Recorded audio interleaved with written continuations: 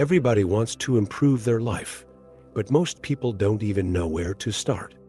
Sadhguru says sadhana can completely transform your existence, yet most give up before they see any real results. So, is this practice actually worth the effort? Or are we just waiting for something that never comes? If you think it takes years to see a difference, maybe you're looking at it the wrong way. Sticking to sadhana while juggling life's demands can feel like trying to meditate in the middle of a crowded marketplace. There's noise coming from every direction. Family, work, social commitments. They all demand your attention, making it tough to stay consistent with a spiritual practice. But that's exactly when sadhana becomes the most valuable. If life were always smooth and easy, you wouldn't need discipline in the first place. The key isn't to eliminate challenges, but to learn how to maintain your practice, no matter what's happening around you. Sadhguru often says that waiting for the perfect time to practice is an illusion. If life is unpredictable, sadhana should be the anchor that keeps everything steady. Think about someone who only goes to the gym when they're not busy. Guess what? They'll never go. The same goes for spiritual practice. Whether it's between meetings, before bed, or even while waiting for your coffee to heat up, there's always a moment to reconnect. The important thing is to create a non-negotiable space for it. Family struggles, work stress, social pressure, these aren't obstacles. They're tests. If someone can only meditate in the perfect environment, they haven't yet grasped the true essence of practice. Sadhana isn't about escaping the world. It's about becoming unshakable within it. If your boss is piling on the pressure, deadlines are stacking up, and life feels overwhelming, that's exactly when your practice is needed the most. The question isn't whether challenges will come, it's how you'll respond to them. And that brings us to something even more fundamental. What is sadhana really about? Sadhana isn't some ritual or obligation. It's a powerful tool. Just like a craftsman needs the right tools to create something of value, a human being needs sadhana to refine their existence. The body, mind, emotions, and energy are all tools at your disposal, but without mastery over them, life becomes a cycle of automatic reactions. The problem is, most people let these aspects control them instead of taking control themselves. Imagine trying to drive a car without knowing how the pedals work. The result would be chaos. That's exactly what happens in life when you don't understand your own mind and emotions. Sadhana is the process of turning these elements into allies, allowing you to navigate life with clarity. Your body becomes more agile, your mind sharper, your emotions more balanced, and your energy more vibrant. This mastery doesn't happen overnight, but with consistent effort, it rewards those who stick with it. The question isn't whether you have a body, mind, emotions, and energy, it's whether they're under your control. Someone who masters these four aspects can shape their reality, while those who ignore them become victims of their circumstances. And here's a crucial point. If you're not in control, then who is? This leads to an even deeper reflection on self-mastery. Who's really in charge of your life? If it's your mood, external problems, or other people's opinions, then you're not the one holding the reins. Sadhguru explains that when your body, mind, emotions, and energy are aligned, you become the center of your own existence. That means instead of constantly reacting to the world, you start shaping it according to your own intention. The opposite is like being swept away by the tide, and the tide rarely takes you where you want to go. Imagine a sculptor trying to carve a masterpiece, but the chisel keeps slipping. This is what happens when people try to manifest their desires without first aligning their mind and energy. If the body lacks discipline, it tires quickly. If the mind is scattered, thoughts become distractions. If emotions are unstable, even the smallest criticism or obstacle can throw you off track. And if energy isn't cultivated, vitality runs out before the journey even begins. True freedom comes from inner mastery. Without it, any challenge can seem like an impossible roadblock. But when you become the master of yourself, obstacles turn into stepping stones. And here's an intriguing question. If life is so uncertain, why are we always looking for guarantees about how it will end? Everyone wants reassurance that things will turn out fine in the end. But Sadhguru cuts through this illusion. At the end of the day, life is moving toward one inevitable destination: death. That might sound uncomfortable, but it's actually freeing. If there's no guaranteed perfect ending, why waste life waiting for one?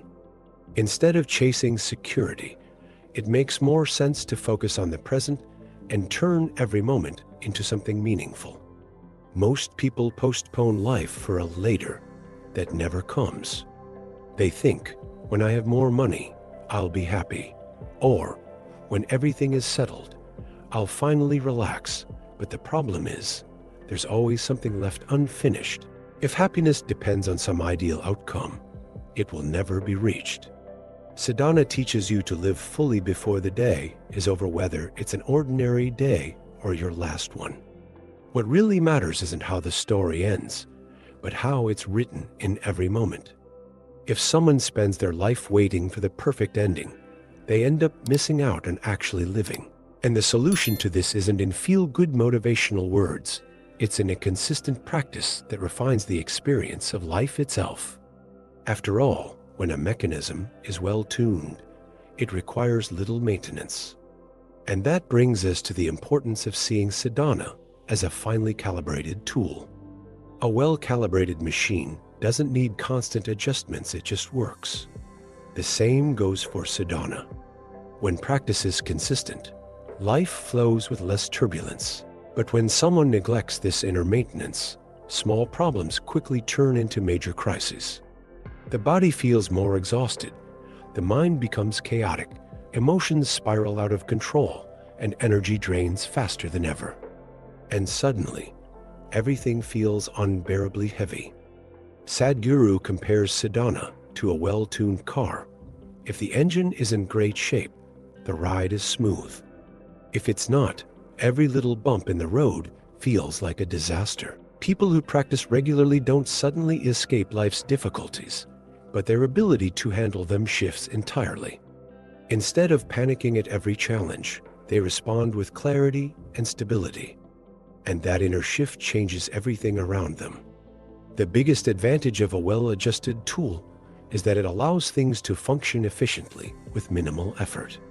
When sadhana becomes a natural part of life, it no longer feels like you're constantly fighting against something. With less resistance, outside pressures lose their grip. But do the pressures of the world really have that much power over us? Or are we the ones unknowingly amplifying them? A lot of people believe that social pressure is inescapable, but is it really?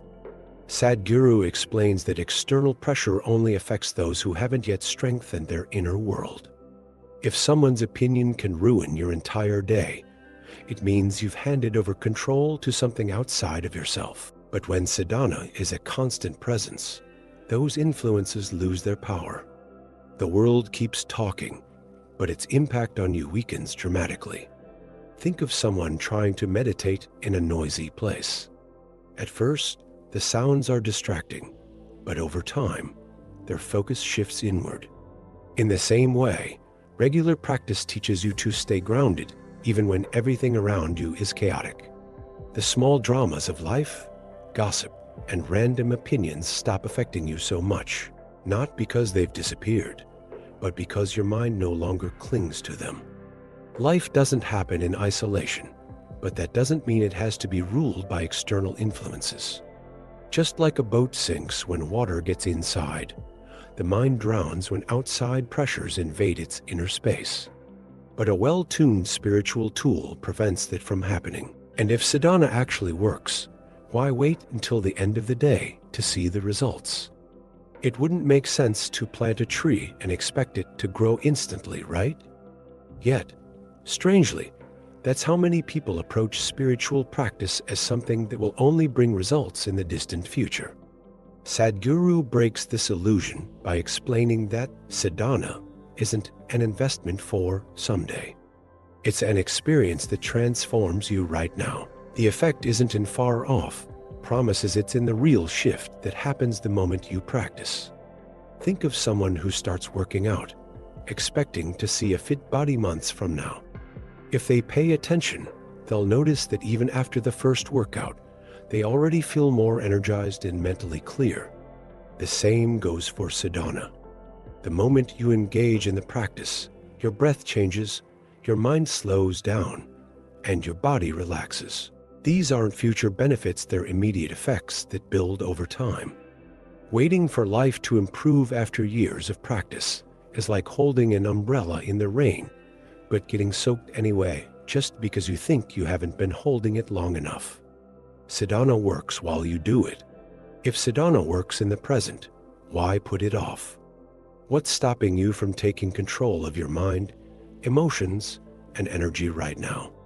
Life doesn't wait, and every day without practice is a day wasted. Are you ready to experience this transformation for yourself? Then start today. Subscribe to the channel, turn on notifications, and keep learning on this journey.